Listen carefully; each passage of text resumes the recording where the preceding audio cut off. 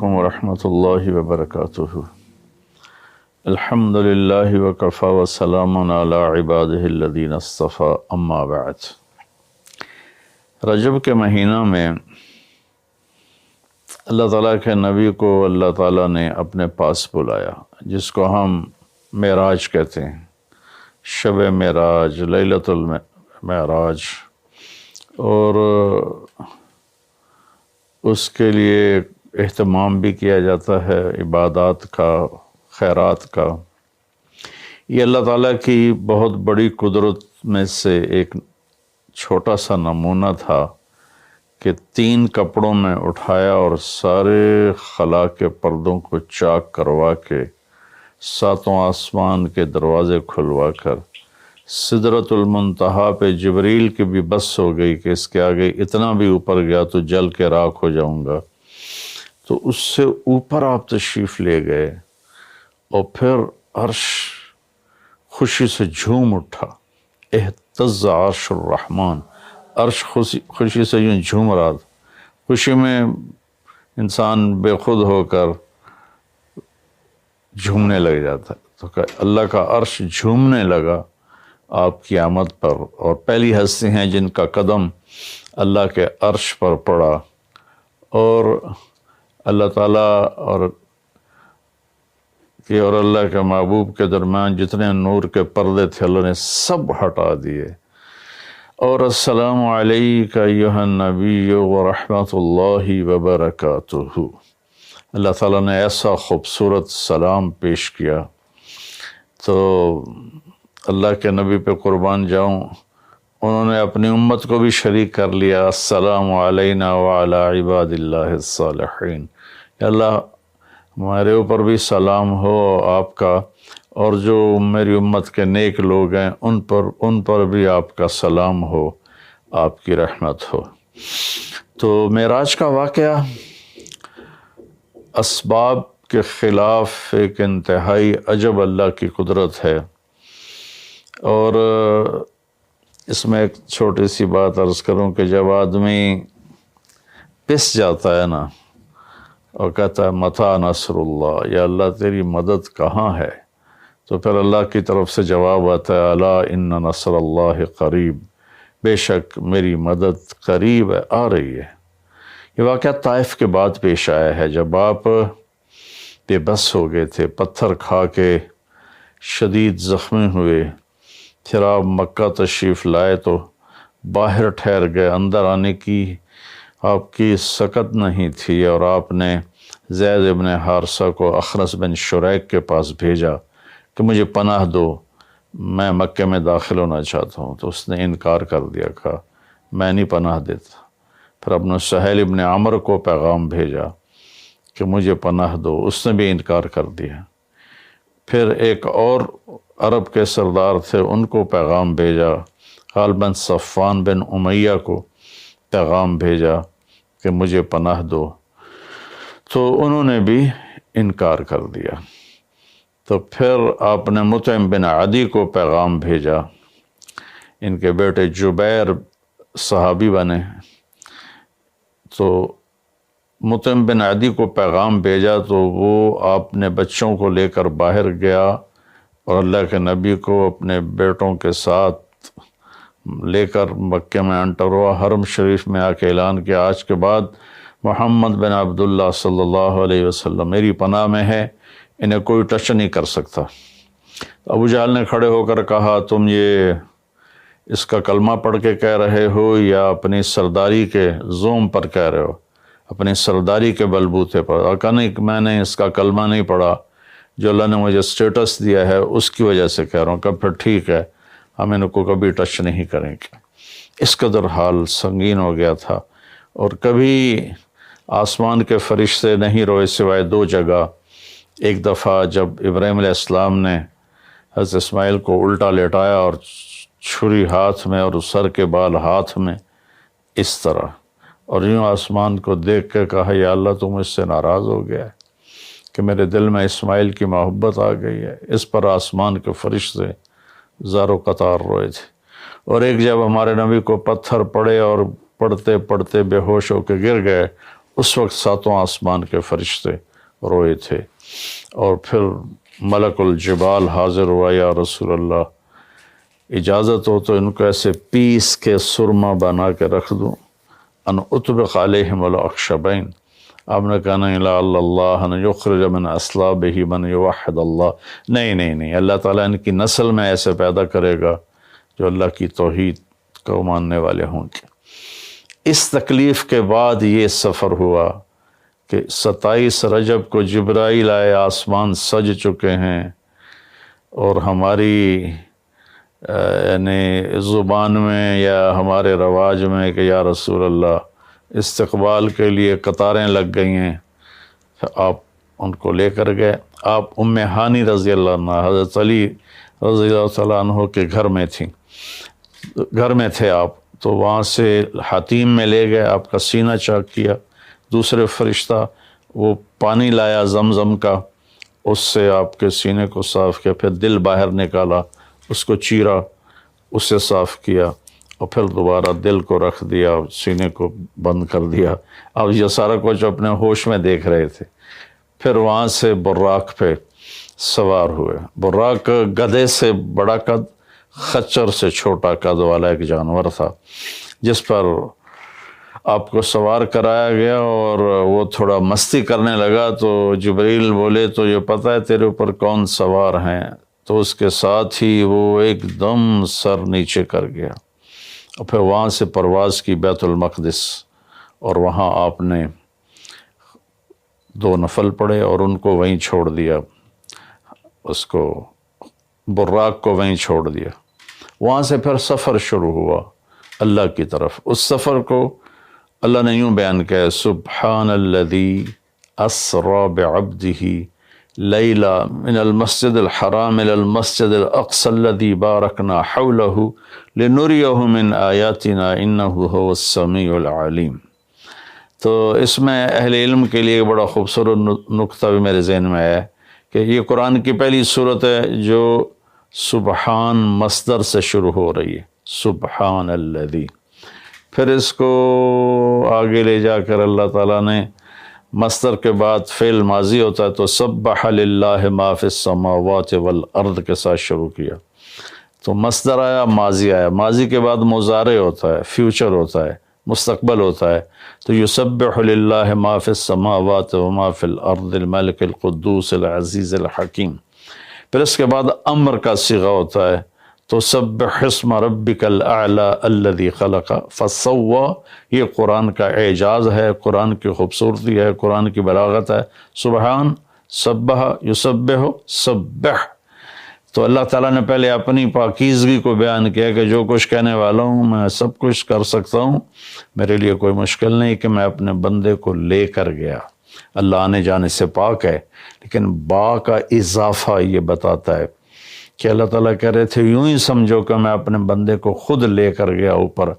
آپ جبریل کے کندھوں پر، پروں پر سوار ہو کر نہیں گئے، آپ کا سفر الگ تھا، جبریل کا الگ تھا، یہاں تک کہ پہلے آسمان پر پہنچے تو دروازہ کھلا تو آدم علیہ السلام نے استقبال کیا، گلے لگایا۔ پھر اس سے اوپر گئے تو عیسیٰ علیہ السلام، یحییٰ علیہ السلام، زکریا علیہ السلام نے استقبال کیا، اور سارے آسمان کے فرشتوں نے استقبال کیا۔ پھر اس کے بعد تیسرے آسمان پر گئے تو یوسف علیہ السلام نے استقبال کیا اور سارے فرشتوں نے۔ پھر چوتھے آسمان پر گئے تو یونس علیہ السلام نے اور باقی سارے فرشتوں نے۔ تو پھر پانچویں آسمان پر گئے تو ہارون علیہ السلام اور آسمان کے فرشتے۔ پھر چھٹے آسمان پر گئے تو موسیٰ علیہ السلام اور موسیٰ علیہ السلام کے آسمان کے فرشتے۔ اس دن اللہ نے، میرا میں نے پڑھا کہیں نہیں لیکن مجھے لگتا ہے کہ اس دن اللہ تعالیٰ نے سارے فرشتوں کی عبادت کی چھٹی کرا دی ہوگی اور فرمایا ہوگا بس میرے محبوب کا دیدار کرو، استقبال کرو، آج یہی تمہاری عبادت ہے، کیونکہ ہر فرشتہ بے قرار تھا کہ دیدار ہو جائے۔ پھر اب ساتویں آسمان پر گئے، وہاں ایک بیت اللہ تھا، وہاں ایک بزرگ سفید داڑھی والے یوں کر کے بیٹھے ہوئے تھے، یوں کر کے، اور لمبے ان کے بال تھے، لمبی داڑھی تھی، وہ نہیں اٹھے، وہ بیٹھے رہے۔ جب اب قریب آئے تو وہ کھڑے ہوئے اور کہا میرا بیٹا آ گیا۔ پہلے نبیوں نے کہا ہمارے بھائی آ گئے، ہمارے بھائی آ گئے، ہمارے نبی آ گئے۔ اس بزرگ نے کہا میرے بیٹے آ گئے، میرے بیٹے آ گئے۔ تو آپ نے جبریل سے پوچھا یہ کون بزرگ ہیں؟ تو انہوں نے فرمایا یہ آپ کے دادا ابراہیم علیہ السلام ہیں۔ اس میں اللہ نے ہمیں سبق دیا کہ بیٹا کتنے ہی عالی مقام پہ چلا جائے، اس کے ذمہ ہے اپنے ماں باپ کا ادب کرے، ان کے پاؤں چھوئے، ان کے سامنے سر جھکا کے چلے۔ یہ ہواؤں میں اڑ جائے، عرش کو چیر کے اللہ تک پہنچ جائے، پھر بھی باپ کے آگے، ماں کے آگے سر جھکانا ہے۔ اور یہ سبق عملاً اللہ نے امت کو سکھایا، پہنچایا کہ اللہ تو جانتے تھے کہ یہ امت اپنے والدین کی کتنی نافرمان ہوگی، اور کتنے ماں باپ ہوں گے جو چھپ چھپ کے روئیں گے، کتنی مائیں ہوں گی جو دوپٹے کے پلو میں اپنے آنسو چھپا لیں گی اپنی اولاد کی نافرمانی کی وجہ سے، بدتمیزی کی وجہ سے۔ میرے نبی سے پوچھا گیا یا رسول اللہ قیامت کب آئے گی؟ تو آپ نے فرمایا اللہ کو پتہ ہے۔ کیا کوئی نشانی فرما دیں؟ ارشاد فرما دیں کہ جب مائیں بیٹیوں کے ہاتھوں ذلیل ہوں گی تو قیامت آئے گی۔ یعنی بیٹے تو کرتے ہی رہتے ہیں، اگر بیٹیاں بھی ماں کو ذلیل کریں گی تو قیامت آ جائے گی۔ تو یہ اتنا بڑا مقدس رشتہ ہے۔ آپ نے فرمایا جس نے اپنے والدین کو دکھ دیا اس پہ اللہ کی لعنت، زمین آسمان کی لعنت، فرشتوں کی لعنت، نہ اس کی نماز قبول ہے، نہ روزہ، نہ صدقہ۔ اور دوسری طرف آپ نے فرمایا جو صبح صبح ماں باپ کی زیارت کر لے تو صبح سے شام تک جنت کے 2 دروازے اس کے لیے کھل جاتے ہیں۔ نہ حال پوچھا نہ خدمت کی، صرف آ کے زیارت کی محبت کی وجہ سے۔ شام کو آ کے ان کی زیارت کی تو صبح تک جنت کے 2 دروازے اس کے لیے کھلے رہیں گے۔ پھر ان میں کوئی ایک فوت ہو جاتا ہے اور یہ اس ایک کی بھی ایسے تعداد کرتا ہے، زیارت کرتا ہے، ایک دروازہ کھلا رہے گا۔ تو یہ اس میں ایک بہت بڑا سبق تھا ماں باپ، چونکہ پہلا قصور تو ماں باپ کا ہے کہ وہ بتاتے ہی نہیں، وہ تعلیم ہی نہیں دلاتے جس سے پتہ چلے کہ ماں باپ کا مقام کیا ہے۔ اسی میں ہماری نسل ڈپریشن کا شکار ہو گئی۔ تو انہیں کیا پتہ باپ کون ہوتا ہے، ماں کون ہوتی۔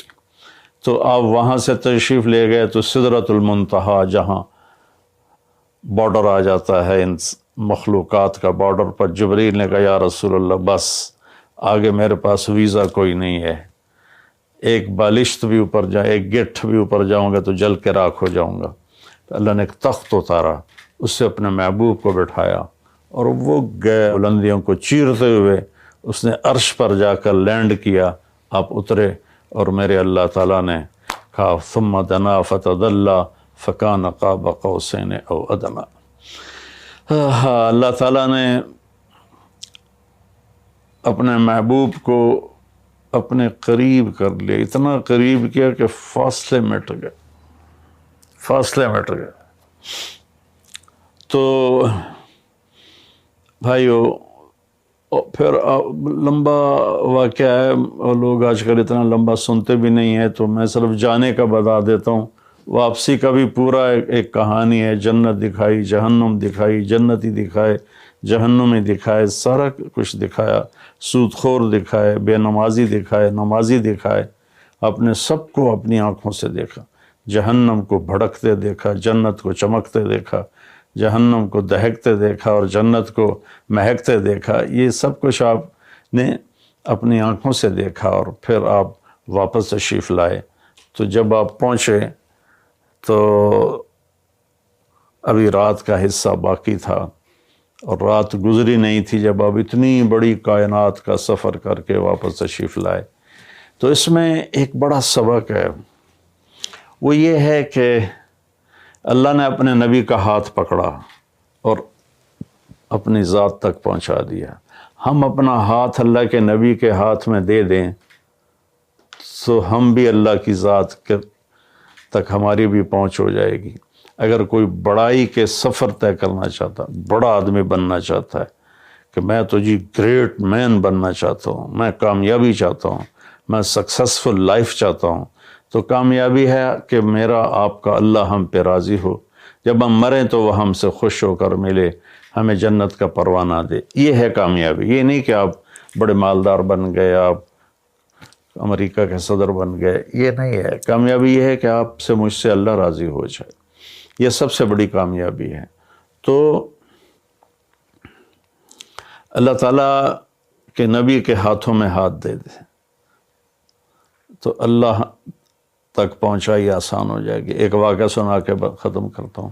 ایک بدو آیا، کہنے لگا ہے محمد، آپ نے کہا جی۔ اب بدتمیزی کا جواب بدتمیزی سے نہیں، پیار سے دیتے، جی تیری 3 باتیں بڑی عجیب ہیں۔ آپ نے کہا کیا؟ تو کہتا ہم باپ دادے کا دین چھوڑ کے تیرے دین پہ آ جائیں گے، ہم کیوں چھوڑیں باپ دادے کا دین؟ کہا اچھا، اور؟ تو کہتا ہے کہ ہم مر کے مٹی ہو جائیں گے اور پھر دوبارہ زندہ کیے جائیں گے۔ کہا اچھا، اور؟ تو کہتا ہے سورے عرب کو تیری امت فتح کر لے گی، ایران اور یورپ کو بھی تیری امت فتح کر لے گی۔ تو یہ کیسی بچوں والی باتیں کہا، ان کو روٹی نہیں ملتی اور یہ سنا رہا ہے ان کو کہ اس سے کیسر اور کسرا 2 بڑے بلاک تھے اس وقت۔ تو آپ نے مسکرا کے فرمایا انشاءاللہ تیری عمر لمبی ہوگی، تو دیکھے گا کہ سارا عرب و عجم میرا کلمہ پڑھے گا، پھر تو دیکھے گا کہ سارا عرب و عجم یہاں مدینہ ڈھک کے آئے گا، اور پھر تو دیکھے گا کہ اللہ تعالیٰ قیامت کے دن تجھے بھی کھڑا کرے گا، مجھے بھی کھڑا کرے گا، اور میں تیرا ہاتھ پکڑ کے تجھے یاد دلاؤں گا کہ ہو گیا یہ زندہ ہونا کہ نہیں ہوا۔ تو وہ کہنے لگا نہیں میں نہیں مانتا، تو چلا گیا۔ اس نے پھر ابوبکر صدیق کے دور میں دیکھا سارا عرب فتح ہو گیا، کہنے لگا پہلی بات تو پوری ہوگی، ساری قوم نے کلمہ پڑھ لیا۔ حضرت عمر کا زمانہ آیا تو کیسر اور کسرا پٹ گئے، تو کہنے لگا دوئی گل بھی پوری ہوگی، ہن بھاویں تری ہو ہی نہ جاوے کدائیں، چلیے بھائی کلمہ پڑھیے۔ تو وہ وہاں سے اپنے علاقے سے آیا، حضرت عمر کے دربار میں آ کر اس نے کلمہ پڑھا۔ جب وہ آپ کی محفل میں آتا آپ اس کے لیے کھڑے ہو جاتے، بڑا اکرام کرتے۔ تو ایک دفعہ فرمایا کہ تم دیکھتے ہو میں اس بدو کا بڑا اکرام کرتا ہوں، میں اس محفل میں تھا جس میں اللہ کے نبی نے کہا تھا کہ رہے گی تیسری بات تو تیرا ہاتھ پکڑ کے بتاؤں گا کہ ہوئی کہ نہیں ہوئی، ہم مر کے زندہ ہوئے ہیں کہ نہیں ہوئے۔ اور قیامت کا دن جس کا ہاتھ میرے نبی کے ہاتھ میں آ گیا وہ جنت میں پہنچانے سے پہلے کبھی نہیں چھوڑیں گے۔ تو یہ وہ شخص ہے جس کا ہاتھ میرے نبی نے پکڑا ہوا ہے، اس کو جنت تک پہنچا کے چھوڑیں گے۔ تو میرے عزیزوں، میرے بھائی بہنوں، بچوں بچیوں، ہم مختلف قسم کی نافرمانیوں کا شکار ہیں اور اس میں ہم لذت ڈھونڈتے پھر رہے ہیں اور فرسٹریشن کا شکار ہیں۔ ہماری نئی نسل نشوں پہ لگی ہوئی ہے۔ اللہ کے واسطے سب سے ہاتھ چھڑا کر اللہ کے نبی کو اپنا ہاتھ پکڑا دو، وہ آپ کو یوں پکڑیں گے اور اللہ پاک سے جا کر ملا دیں گے، اور فرشتے بھی آپ پر رشک کریں گے۔